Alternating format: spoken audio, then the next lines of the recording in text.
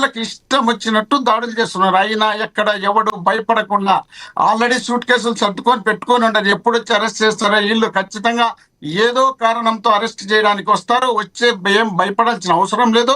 సరే మీరు జైల్లో పెడతారు, జైల్లో పెట్టండి, కొడతారా కొట్టండి, మీ ఇష్టం వచ్చినట్టు స్టేషన్లు తిప్పుతారా తిప్పండి, మీ ఇష్టం వచ్చినటువంటి చిత్రహింసలు పెడతారా పెట్టండి. సంబంధం లేనటువంటి యాక్ట్లన్నీ తీసుకొచ్చి పెట్టి మీరు పట్టబగలు నట్టి బజార్లో మర్డర్ చేస్తారు. ఆ మర్డర్ చేసిన దానికి కేసు ఉండదు. మీరు ఒక ఎమ్మెల్యేగా ప్రాతినిధ్యం వహిస్తున్నటువంటి వ్యక్తి ఒక అమ్మాయిని రకరకాలుగా చిత్రహింసలు పెట్టి కడుపులు చేసి అన్న పెళ్లి చేసుకుంటా అని చెప్పి మోసం చేసి ఆ అమ్మాయి కుయ్యో ముర్రో అయ్యా పార్టీ అధ్యక్షుడిగా ఉన్నటువంటి పవన్ కళ్యాణ్ గారు నీకు ముక్కుతా, నీ ఎమ్మెల్యే నన్ను కడుపు చేసినాడు, నన్ను రేపు చేసినాడు, ఒక అపాయింట్మెంట్ ఇయ్యాయంటే ఆయన అపాయింట్మెంట్ కాదు కదా, ఆయన పార్టీలో రాష్ట్ర కార్యదర్శిగా పనిచేస్తున్నటువంటి తాతం శెట్టి తాతం శెట్టి సంథింగ్ రాష్ట్ర కార్యదర్శి ఆయన పోలీసులు లాఠీ తీసుకొని ఆమెను రోడ్డు మీద పట్ట పగులు కొడతారు. వీళ్ళు దయ్యాలు వేదాలు వల్లిస్తే చూడు, ముసుగులు వేసుకొని నీతులు చెప్తాయి చూడు, అట్లుంది ఈ కూటమి నాయకులు చేస్తున్నటువంటి స్పీచ్ లో. ఇంత దారుణంగా వీళ్ళ కళ్ళ ముందర నట్టి నడిబజార్లో పట్ట పగులు గుంటూరులో మహిళను బట్టలిప్పినారయ్యా. ఏడేందో వాళ్ళ భర్తను కొట్టారు, వాళ్ళని తిట్టారు, వాళ్ళ భర్త పోయి తిట్టాడు, వాళ్ళ బండ్లు కాల్చినందుకు పోయి విరూపాక్షి గారు మాట్లాడినారు. అబ్బా పక్కన పెడితే మేము బోర్ రిపేర్ చేసుకుంటామంటే నాకు 15,000 లంచం అంటే లంచం మీకెందుకు వేయాలయ్యా, మా బోర్ మేము రిపేర్ చేసుకుంటామంటే మా అధికార పార్టీ మేము కౌన్సిలర్, నేను టీడీపీ ఇన్ఛార్జిని, నన్ను కాదని చెప్పి నువ్వెట్ట బోర్ రిపేర్ చేసుకుంటామని చెప్పి ఒక మహిళ పోయి పోలీస్ స్టేషన్ లో కంప్లైంట్ చేసి పోలీసులను రాకుండా చేసి ఆ తర్వాత పోయి బట్టలు ఇప్పించి ఇజ్రాయల్ తో కొట్టించి చంపించాలనేటంత నీచమైనటువంటి పరిపాలన భారతదేశంలో ఏ రాష్ట్రంలో లేదు. ఒక్క ఆంధ్రప్రదేశ్ సిగ్గుతో తల దించుకుంటున్నారు సామాన్యమైనటువంటి మహిళలు. ఒకవేళ మా కృష్ణవేణి గారు లాంటి వాళ్ళు ఇట్లా కాలని వేసుకుంటారు, ఏమైతే ఎంతమంది చేసినా కూడా మా పార్టీనే కదా అని చెప్పుకోవచ్చు. అభ్యంతరం లే.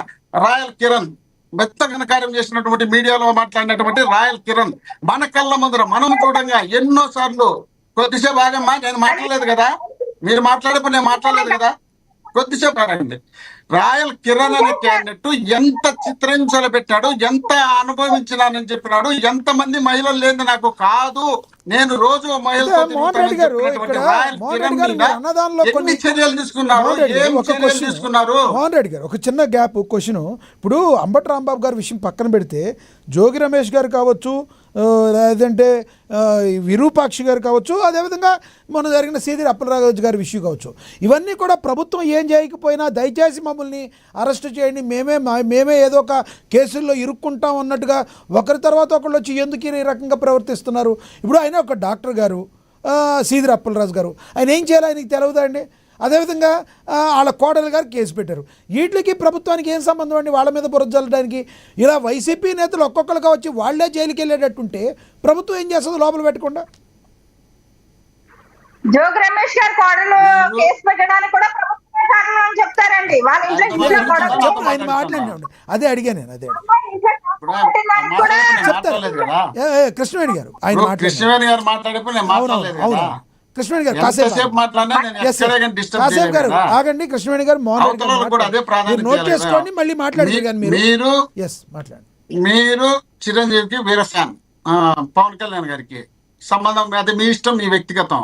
మా సీనన్న ఫస్ట్ నుండి ఆయన పుట్టుకలోనే తెలుగుదేశం పార్టీ లీడర్, ఇప్పుడు తెలుగుదేశం పార్టీ లీడర్గా ఆయన మాట్లాడేదానికి నేను ఏమి అబ్జెక్షన్ పెట్టాను. కృష్ణవేణి గారు పక్కా జనసేన క్యాండిడేట్, అయ్యప్ప గారు పవన్ కళ్యాణ్ గారు ఫ్యాన్. మరి నలుగురు కలిసినప్పుడు నేను కూడా మాట్లాడాల్సినవి ఉంటాయి కదా, నాకు మాట్లాడాల్సిన అవకాశం ఇవ్వాలి కదా.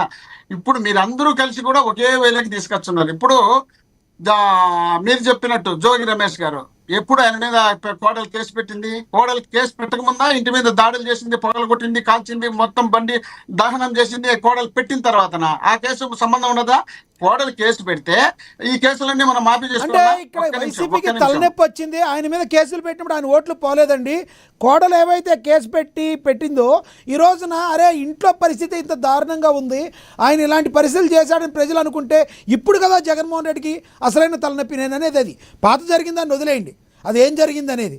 ఇప్పుడు కోడలు ఇంట్లో జరిగింది, మమ్మల్ని వరకట్నం కోసం వేధించారు, వేధించారంటే ఇప్పుడు కదా జగన్మోహన్ రెడ్డి గారికి ఓట్లు పోయినాయి ఆయన వలన. ఇప్పుడు మీరు పదే చెప్పినా కోడలు కేసు అందరికీ తెలిసిందే. మీరు నా టైం అంతా మీరు కాజేస్తే నాకు నేనేం ఇబ్బంది వేస్ట్ కదా. చేయట్లే. మీరే మాట్లాడు. అదేనబ్బా మీరు చెప్పింది కోడల కేసు కదా, అది ఎంత చెప్పినా ఇదే కదా, సెక్షన్లు పేరు ఊరు అంత చెప్పినా ఇదే కదా, టైమే వేస్ట్ కదా. కోడలపై కేసు పెట్టింది, ఆ కోడలు ఏ కేసు పెట్టింది, ఎట్ట కేసు పెట్టింది అందరికీ తెలుసు. ఆ కోడలు పెళ్లి జరిగిన సంవత్సరంన్నర తర్వాత పోయి కోడలి కేసు, మొగోడు కాదు, నా మొగోడు కాదు, నా మామని తిన్నాడు, మా తిన్నానని కేసులు పెట్టారు. సరే, అది ఎవడింట్లో లేని కేసులు కాదు, మీకు తెలిసిన లేదో ప్రతి ఇంట్లో ఉంటుంది. ఇక్కడ చేసుకొని చెప్పమనండి, ఎవడైనా సరే మా ఇంట్లో మగోళ్ళు ఆడోళ్ళు ఎవరు కొట్లాడని చెప్పమని, లీడర్ నుండి కార్యకర్త వరకు అందరికీ ఉంటది. అవన్నీ పక్కన పెట్టి అది పెట్టినంత మాత్రానే ఆయన పెట్టిందే కరెక్ట్, ఆయమే వేదము, ఆయమే శాస్త్రము కాదు కదా. కేసు పెడతాది, కేసులో ప్రూఫ్ అయితే శిక్ష చూపిస్తారు, లేదంటే బయటకు వస్తారు కదగా. దానికి ఎందుకు మనం అనవసరంగా ఆ కేసు పెడితేనే పార్టీకి పెద్ద డ్యామేజ్ వస్తుంది, పార్టీని డ్యామేజ్ అయిపోతుంది అంటే, వీళ్ళు పట్టపగలు కడుపులు చేసినటువంటి ప్రాతినిధి ఎమ్మెల్యేలుగా పనిచేస్తున్నటువంటి అధికారంలో ఉన్నటువంటి వ్యక్తులు చేస్తే ఒక్క మాట అనకుండా ఢిల్లీకి దొరకపోయి అతన్ని పక్కలో కూర్చోబెట్టుకుని మళ్ళీ అతనితో మీటింగులు పెట్టించినటువంటి పవన్ కళ్యాణ్ గారు, చెప్పండి అదేం వేదమో మరి అదేం శాస్త్రమో. పక్కనే సత్యవేద ఎమ్మెల్యేగా ఉన్నటువంటి వ్యక్తి ఒక అమ్మాయిని తీసుకుపోయి అమ్మాయిని ఏదో కడుపు పవన్ కళ్యాణ్ గారు అలా పక్కన కూర్చోబెట్టుకుంటే 100% తప్పు కాదు సార్. పవన్ కళ్యాణ్ గారు అలా కూర్చోబెట్టుకుంటే 100% తప్పు సార్. పవన్ కళ్యాణ్ గారు అలా పక్కన కూర్చోబెట్టుకుంటే 100% తప్పు. అదే విధంగా జగన్మోహన్ రెడ్డి గారు అనంతబాబుని వేసుకుని ఢిల్లీ వీధులు మొత్తం తిరిగినా తప్పే. అందుకనే ప్రజలు ఎవరైనా కూడా ప్రజలు ఊరుకోరు, ఎవరు చేసినా తప్పే. ఇప్పుడు మేము మాట్లాడేటప్పుడు మాకు మాత్రం తప్పులు ఎత్తి చూపుతారు, అవతల వాళ్ళు మాట్లాడేటప్పుడు సపోర్ట్ చేస్తారు. వినండి, ఆనందబాబు కేసేంది, మీ కేసేంది? మీరు రేపులు చేసిన కేసులు, మహిళలకు రేపులు చేసిన కేసులు, సంవత్సరాల తరబడి కోర్టు చుట్టూ తిరిగిన కేసులు, పోలీస్ స్టేషన్ దగ్గరికి పోతే పోలీసులు లాఠీ తీసుకుని కొట్టిన కేసులు, ఆ కేసుల్లో మీరు పక్కన వేసుకుంటే ఎట్టుంటుంది? ఆనందబాబును ఏం జరిగిందో, ఎవరు జరిగిందో ఏం తెలియని విషయం కేసు కట్టారు, లోపల పెట్టారు, అరెస్ట్ అయింది. మళ్ళీ మీకు కసి ఉంది కాబట్టి మళ్ళీ అధికారంలోకి వచ్చినాక అరెస్ట్ చేసినారు, పెట్టారు. మీ కేసులు ఎన్ని ఉన్నాయి? మటలు చేసింది ఇప్పుడు ఎన్ని ఉన్నాయి? ఏంటి రాష్ట్రంలో ఇప్పుడు మీరు అధికారంలోకి వచ్చినాక ప్రతి నియోజకవర్గంలో ఒక మర్డర్ జరిగింది, ప్రతి గ్రామంలో ఒక అమ్మాయిని రేపు చేసిన కేసులు ఉన్నాయి మీ మీద. అవన్నీ మేము అధికారంలోకి వచ్చినాక తోడితే చరిత్ర అంతా మూసేసుకోవాల్సిన పరిస్థితి వచ్చింది. మీకు ఖచ్చితంగా చంద్రబాబు నాయుడు అనే వ్యక్తికి ఆయన ఒక్కడిగా పోటీ చేస్తే ఎప్పుడు గెలవడానికి తెలుసు కాబట్టే ఆయన, ఎందుకంటే ప్రజల పక్షాన పని చేయలేదు కాబట్టే, ప్రజలను మెప్పించలేదు కాబట్టే, ఆయన అధికారంలో ఉన్నప్పుడల్లా ఇదే పనులు చేసినారు కాబట్టే, వాళ్ళు పూర్తి స్థాయిలో ఆర్థిక వనరులు సంపాదించుకోవడానికి పనిచేసినారు కాబట్టి, ఇవన్నీ చేసినారు కాబట్టి ఆయన గెలిచడం తెలుసు కాబట్టి 3 పార్టీలను పెట్టుకున్నారు. 3 పార్టీలు పెట్టుకున్నప్పుడు ప్రజలు ఏమనుకున్నారంటే, ముగ్గురు లీడర్లు కదా, ఏమన్నా ఒకరు తప్పు చేస్తే ఒకరు క్వశ్చన్ చేస్తారేమో, ఇంకోరు తప్పు చేస్తే ఇంకోరు క్వశ్చన్ చేస్తారేమని ప్రజలు నమ్మి ఓటేస్తే, మీరు ప్రజలను నట్టేట ముంచినటువంటి చరిత్ర చంద్రబాబు నాయుడు గారి పరిపాలన కన్నా 95 నుండి 2004 వరకు చంద్రబాబు నాయుడు గారు ముఖ్యమంత్రిగా ఉన్నప్పుడు అప్పుడు చేసిన పరిపాలన కన్నా ఇప్పుడు మీ పరిపాలన దారుణ, దరిద్ర, నీచంగా ఉంది. మీరందరూ కలిసి సపోర్ట్ చేసి పని చేపిస్తున్నారని ప్రజలు భావిస్తున్నారు. కాబట్టే జగన్మోహన్ రెడ్డి గారు బయటకు వెళితే జనం తండోపతండాలుగా వస్తున్నారు. దాన్ని భరించలేక ఏదో విధంగా ఒక పోలీస్ ఎస్ఐను లోపలికి దొప్పిన ఇంకొక సిఐ వచ్చి దొబ్బుతాడు, ఆ పక్కన కానిస్టేబుల్ పట్టుకుంటాడు, జనములకి పంపించి గలాట పెట్టిస్తారు, మా వాడి మీద కేసు పెడతారు, మా ఆమదాల వలస ఇన్ఛార్జ్ మీద. ఆ తర్వాత అతను కాకుండా మళ్ళీ 20 మంది మీద పెడతాడు. అతను స్వయంగా చెప్తున్నాడు, మీకు కసి ఉండేది ఇన్ఛార్జ్ గా నా మీద కదా, నా మీద పెట్టండి, మా వాళ్ళ మీద 20 మంది మీద తీసేయండి, నేను ఇప్పుడు వచ్చి జైలుకు సరెండర్ అవుతానని చెప్తున్నాడు. అలాంటి దారుణ దరిద్రమైనటువంటి కార్యక్రమాలు మీరు చేస్తే ఒక డౌట్, మోహన్ రెడ్డి గారు మిమ్మల్ని ఆపట్లేదు, ఒక డౌట్ మీకు, ఇంకొక 2 minutes మాట్లాడండి. మీరు నాకు ఎప్పటి నుంచో ఒక డౌట్, మీరు అడుగుతూ ఉంటారు, మేము సింగిల్గా వచ్చిన పార్టీ ముగ్గురు వచ్చి కలిసి వచ్చారంటారు. 3వ పార్టీ ఆంధ్రప్రదేశ్లో లేనప్పుడు ఓకే, 2 పార్టీలే ఉన్నప్పుడు ఓకే, మీరు 2014ని తీసుకురావాల్సిన అవసరం లేదు, 19ని తీసుకురావాల్సిన అవసరం అంతకంటే లేదు. ఎందుకంటే 19లో కూడా జనసేన ఏమీ లేదు ఇంపాక్ట్, కాబట్టి జనసేన ఒక్క సీటు కూడా గెలవలా. కానీ ఈ రోజున 3వ పార్టీ కూడా బలంగా ఉన్న వేళ సింగిల్గా పోటీ చేసిన ఏ పార్టీ కూడా గెలవదు. మీరు సింగిల్గా పోటీ చేసినా గెలవరు. అలాంటప్పుడు సింగిల్గా పోటీ చేసి బాబు జగన్మోహన్ రెడ్డి గారు మీరు అధికారం తీసుకోండి, మీరు కూర్చోండి, మేము సామంతరాజులు ఉంటాం అంటారా? ఎవరు కలవరు. మీరు అవకాశం ఉంటే మీరు కలుపుకోండి.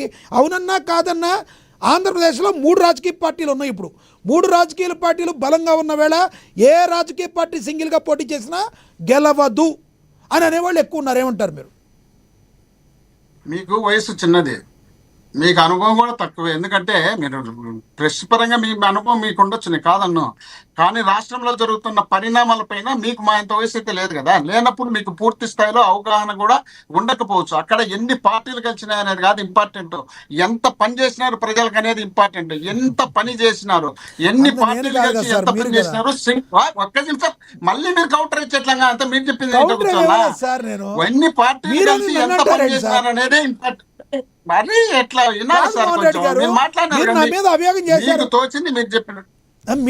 మీరు అన్నారు కదా అభియోగం సార్, మళ్ళా 3 మీరు పార్టీలు మళ్ళీ- కలిసి మళ్ళా వినండి మీరు మాట్లాడండి. మీరు మళ్ళీ వినండి, మీ మీద అభియోగం కాదు, మీ వయసు వచ్చి ఇప్పుడు నాకన్నా పెద్దడు శ్రీనన్న, మీకన్నా పెద్దోడు నేను, నాకన్నా ఎక్కువ ఆయన చూసింటాడు, అవునండి. మీకన్నా ఎక్కువ నేను చూసిన. ఎక్స్పీరియన్స్ మీకే ఉంటుంది. కాబట్టి నేను చెప్తాను, యాక్సెప్టబుల్ విమర్శ కాదని చేయలే, అవును. విమర్శ చేయలే. ఎవరు ఎంత పరిపాలన చేసినారు అనేది ఇంపార్టెంట్ తప్ప ఎన్ని పార్టీలు కలిసినా అనేది ఇంపార్టెంట్ కాదు. చూసారా, రాష్ట్రంలో ఎంత ఆన్సర్ మీరే చెప్పారు.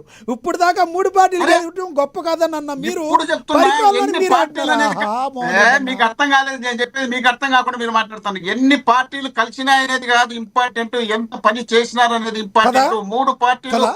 కలిసిన తర్వాత దరిద్రమైనటువంటి పాలన అందించినారు. సింగల్ గా చంద్రబాబు నాయుడు గారు 95 నుండి 94 వరకు 99 వరకు ఉన్నప్పుడు పర్వాలేదు అనిపించుకున్నాడు. 99లో బీజేపీతో పొత్తు పెట్టుకున్నాక అప్పుడు ఏదో అదరాబదరా జరిగింది అనుకున్నాను. ఆ తర్వాత రాజశేఖర రెడ్డి గారు సీఎం అయిన తర్వాత, రాజశేఖర రెడ్డి గారు పరిపాలన చేసిన తర్వాత మళ్ళీ 2009 మీరు ఎందుకు జగన్మోహన్ రెడ్డి గారిని తిడుతున్నారు సార్? జగన్మోహన్ రెడ్డి గారిని కాదు sir, sir sir Jaganmohan Reddy గారిని ఇప్పుడు మీరు తిడుతున్నారు. ఎందుకు తిడుతున్నారో చెప్పనా నేను. మీరేమన్నారు, నీచమైన పాలన చేస్తేనే ప్రజలు తిరస్కరిస్తారు అన్నారు. మరి 2019లో మీరు నీచమైన పాలన ఇచ్చినందుకే 24లో మిమ్మల్ని తిరస్కరించారా? సబ్జెక్టు మీరు ఏం చేస్తారంటే, బాగా మాట్లాడేటప్పుడు నా సబ్జెక్టు జనంలోకి పోనీయకుండా మీరు వచ్చి అడ్డుపడతారు. ఆ తర్వాత మీరు వేసే క్వశ్చన్ ఎట్లుందంటే అంటే థింగర్ క్వశ్చన్ వేస్తారు, సరైన క్వశ్చన్. ఒక్కసారి ఏంటంటే చెప్తా, మీరు అన్న క్వశ్చన్ చెప్పండి. జగన్మోహన్ రెడ్డి గారి పరిపాలన బాగా లేక కాదు, మీరు మళ్ళీ ఒకసారి ఏంటంటే జగన్మోహన్ రెడ్డి గారి పరిపాలన బాగా లేక కాదు, జగన్మోహన్